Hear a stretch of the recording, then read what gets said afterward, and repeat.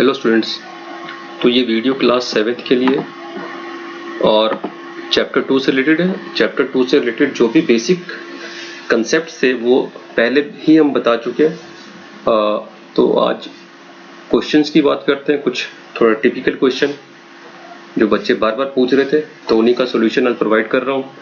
तो जैसे क्वेश्चन है कि Hasan buys 2 kind of cloth material for school uniform shirt material that cost him ₹50 per meter and trouser material that cost him ₹90 per meter.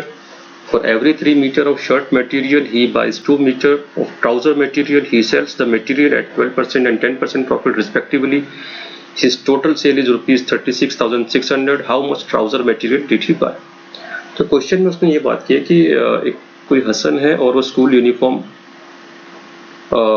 Stitch करता है या बनाता है, और उसके लिए जो वो कपड़ा लेके आया, मटेरियल लेके आया, उस मटेरियल की कॉस्ट जो उसको पड़ी है वो ₹50 पर मीटर पड़ी है शर्ट के लिए और ₹90 पर मीटर उसे पड़ा है ट्राउजर के लिए।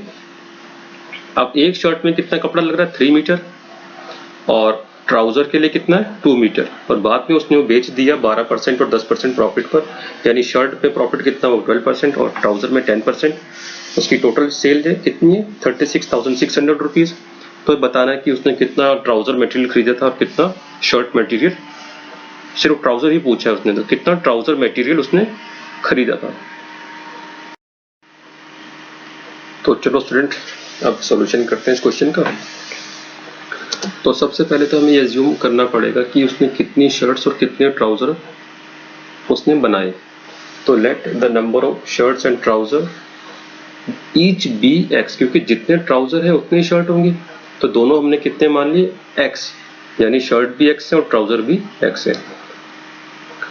तो अब एक शर्ट के लिए कितना कपड़ा चाहिए? ये कितना क्लॉथ मटेरियल रिक्वायर्ड है? 3 मीटर। और कितनी शर्ट्स हैं? x शर्ट्स हैं, तो उनके लिए कितना हमें मटेरियल रिक्वायर्ड होगा? 3x metre. ऐसे ही एक ट्राउजर के लिए कितना मटेरियल रिक्वायर्ड है? 2 मीटर, और x ट्राउजर के लिए कितना हो जाएगा? 2x metre. ठीक है। अब 1 मीटर शर्ट मटेरियल की कॉस्ट प्राइस कितनी है? ₹50, और शर्ट मटेरियल कितना उसके पास? 3x। तो 3x मीटर की कॉस्ट क्या आ जाएगी? 3x into 50 is equal to 150x। ऐसे ही ट्राउजर मटेरियल की कॉस्ट क्या है 1 मीटर की? ₹90, और कितना मीटर ट्राउजर मटेरियल उसके पास? 2x metre. तो इसकी कॉस्ट कितनी आ जाएगी? 2x into 90, 180x rupees. ठीक है।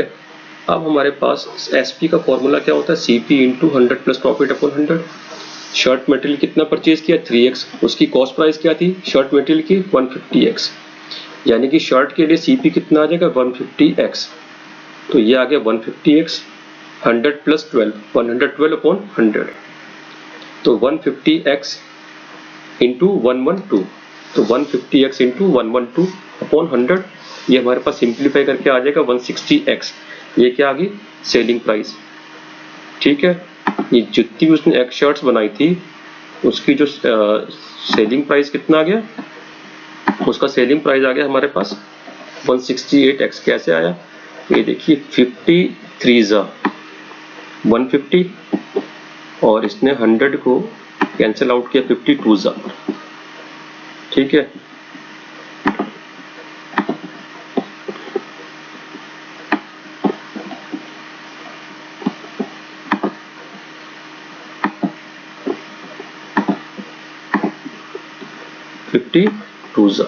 ठीक है।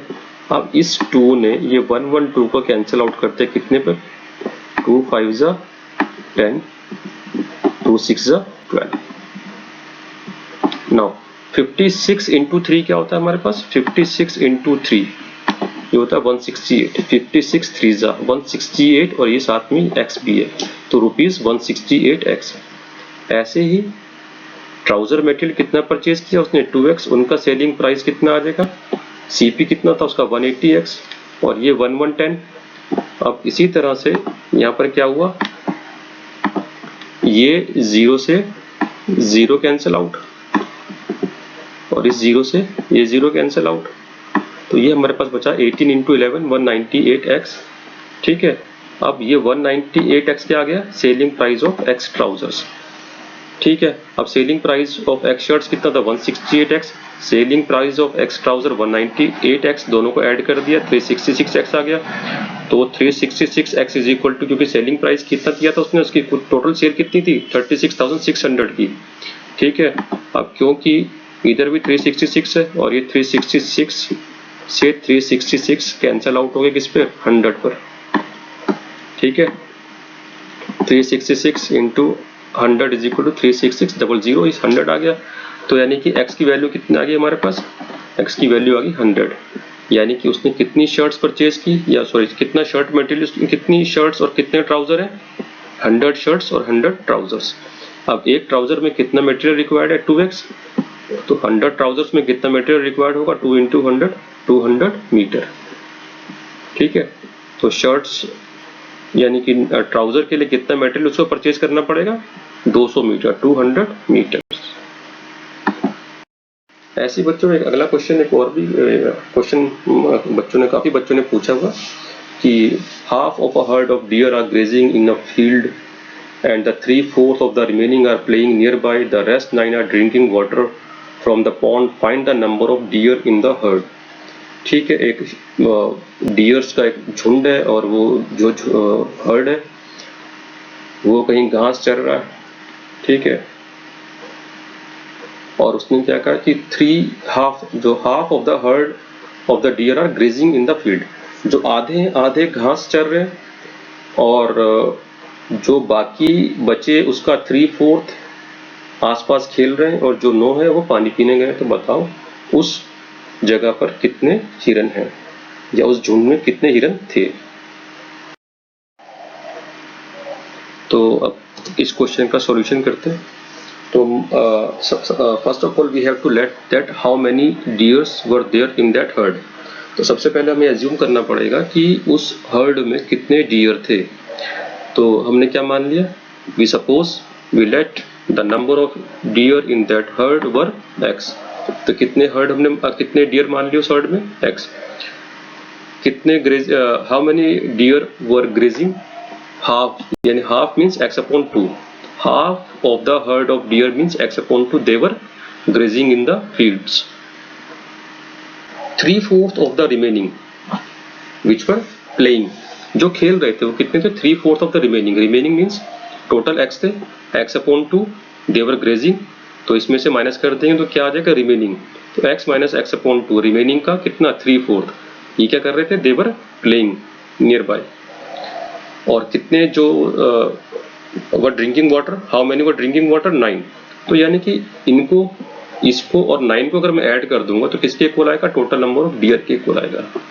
यानी कि total number of dear is equal to half which were grazing, 3/4 the remaining which were playing and 9 were drinking। इन सबको जोड़ेंगे, ऐड करेंगे तो x के इक्वल आएगा। सबसे पहले यहाँ पर ब्रैकेट को सॉल्व करेंगे, यहाँ पर एलसीएम लेंगे तो 2x माइनस x कितना आ जाएगा x upon 2, 3 into x 4 into 2, तो ये कितना आ गया x is equal to x upon 2 plus 3x upon 8 plus 9। LCM कितना आ जाएगा अगेन 8, एलसीएम आ गया 8, 2 4 8 4x, 8 1 8 3x, 8 9 72, ये आ गया 7x plus 72। 7x left side जाके क्या हो जाएगा, माइनस हो जाएगा। तो 8x minus 7x, x is equal to 72 और x क्या था हमारे पास, number of deer in the herd. तो number of deer were 72 in that heard.